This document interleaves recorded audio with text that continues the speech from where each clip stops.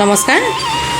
আজি পুনৰবাৰ আপোনালোক সকলোলৈ স্বাগতম জনাই আমাৰ জ্যোৎস্না ব্লগৰ পৰা আৰম্ভ কৰিছোঁ।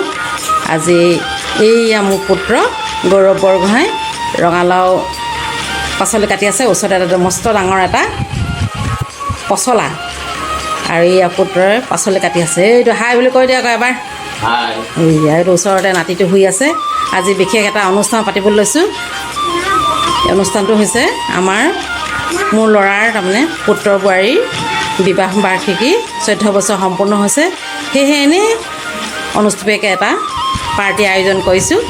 সেইকাৰণে ল'ৰাই নিজে পাচলি কটা ব্যস্ত আছে। অলপ পিছতে এই পচলাও কাটিব। এই যে নাতিনে দেউতাকক কিবা দিছেহি। ৰঙালাও গাহৰি বনাম, তাৰপিছত পচলা হাঁহৰ মাংস। চাই থাকক।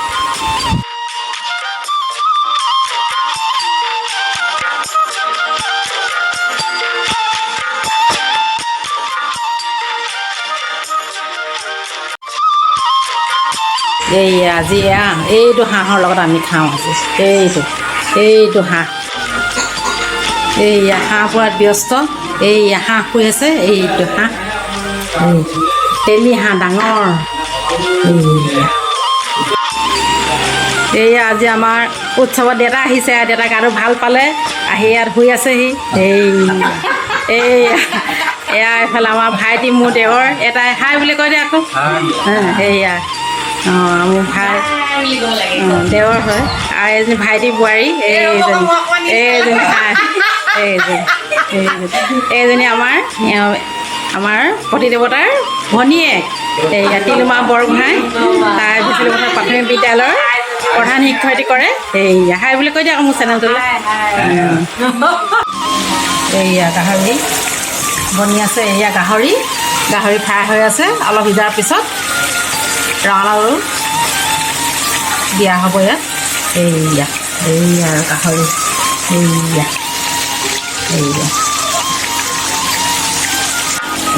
এইয়া ৰঙালাও দিছে ইয়াত। এইয়া গাহৰি হোৱাৰ পিছত এয়া ৰঙালাও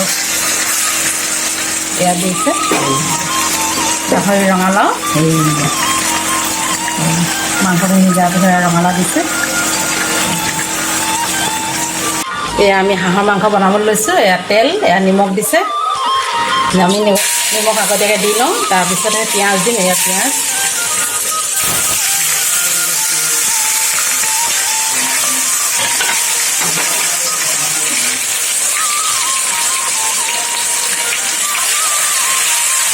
পিঁয়াজ দি আছে।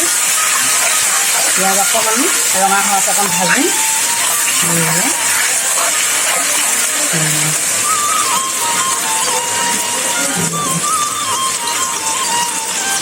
ৰঙা হৈছে।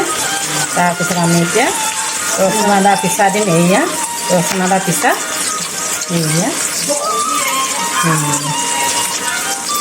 অকণ লৰাই দিম।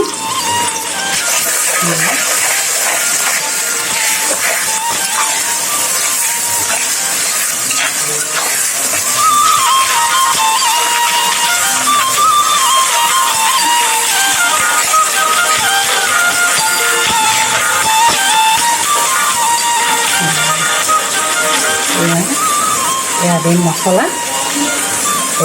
মছলা জিৰা, ধনিয়া, গৰম মছলা, মিট মছলা আমি গোটেইখিনি মিহলাই একেবাৰে দি দিছোঁ। অকণমান তেল ওলোৱালৈকে ভাজিম।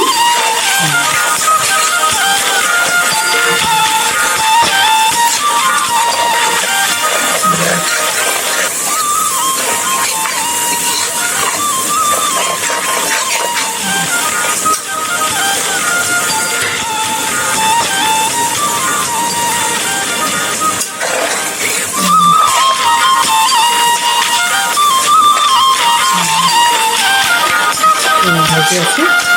আজি লোহাৰ কেৰাহীত বনাইছে। লোহাৰ কেৰাহীত বনালে খাই বেছি সোৱাদ লাগে বুলি কয়। তাৰপিছত আমি লাহেকৈ এয়া হাঁহৰ মাংস দি দিছে।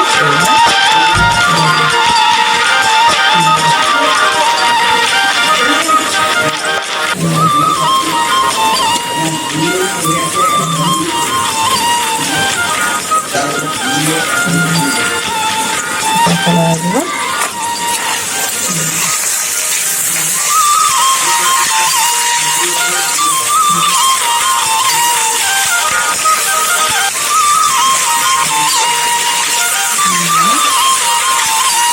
এতিয়া অলপ পিছত অকণ ঢাকি দি তাপতে সিজিব দিম।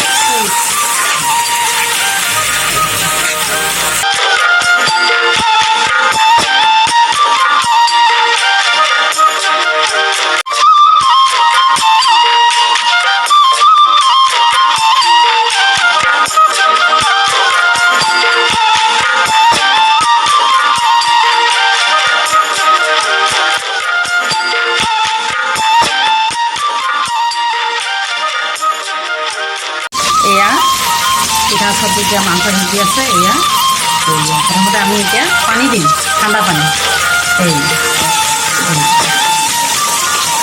প্ৰত্যেকৰে বেলেগ বেলেগ, আমি কিছুমানে পিঠা আগতে দিয়ে, কিন্তু আমি আকৌ পানীহে আগতে দিছোঁ, ঠাণ্ডা পানী দিব। ঠাণ্ডা পানী তাৰপিছতহে পিঠা দিম। পানী উতলিলেহে দিম পিঠা। এইয়া মাংস ভাজি আছে, এইয়া উতলি আছে। এতিয়া আমি পিঠাগুড়ি দি দিম।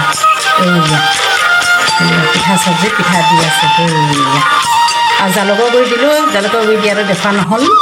এইয়া পিঠা দি আছোঁ। জালুকৰ গুড়া দিলে খাই টেষ্টি বেছি হয়।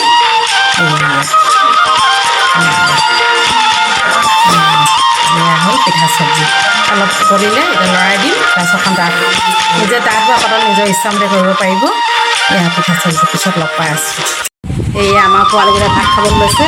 এইয়া নাতি আৰু এইটো মোৰ ভাইটি ল'ৰা, এইয়া ময়ূৰেশ গগৈ। এইয়া পিঠা চব্জি লৈছে। এইয়া খোৱা কেনেকুৱা লাগিছে কোৱাচোন খাই? খাইছোৱা? খাইছোৱা পিতাই? খাইছোৱা কেনেকুৱা? টেষ্টি নে? ময়ূৰেশ কেনেকুৱা খাবলৈ কেনেকুৱা? মজা। খোৱা পূৰা খোৱা। ৰঙালাও চব্জি লোৱা, পিঠা চব্জি লোৱা, নেমু লোৱা দেই। খোৱা খোৱা পূৰা খোৱা। এইয়া আমাৰ ভাতৰ পৰ্ব চলি আছে। এইয়া এইফালে পিঠা চব্জি, এয়া পিঠা শাকৰ হাঁহৰ মাংস, আৰু এয়া ৰঙালাও, গাহৰি, আৰু সেইফালে পচলা আৰু হাঁহৰ মাংস, জলকীয়া, নিমখ, টেঙা। এইফালে আমাৰ আলহী, এই আমাৰ পোৱালীৰ ভিতৰত ছাৰ, এয়া ভাইটি, এয়া দেউতা, এইয়া মোৰ ভাইটি। সেইফালে আমাৰ পতি দেৱতা পানী ভৰাই আছে। এতিয়া খোৱাহে কথা। খাইছ কেনেকুৱা লাগে? ঠিক আছে, খাইছ তেতিয়া বুলি ক'ম আৰু। এইয়া আমি খাই বৈ আলহী বিদায় দিছোঁ। দেউতাহঁতক বিদায় দিছোঁ। পৰা ফোন এটা কৰিব আৰু। এয়া আমাৰ ভাত খোৱা পৰ্ব শেষ হ'ল। আলহী অতিথিও গৈ শেষ হ'লগৈ, আৰু ৰাতিও বহুত হ'ল। আজিলৈ ভিডিঅ'টো ইমানতে সামৰণি মাৰিলোঁ। যদি ভাল লাগিলে লাইক কৰিব, কমেণ্ট কৰিব, ছাবস্ক্ৰাইব কৰিব। আজিলৈ আহিলোঁ, বাই।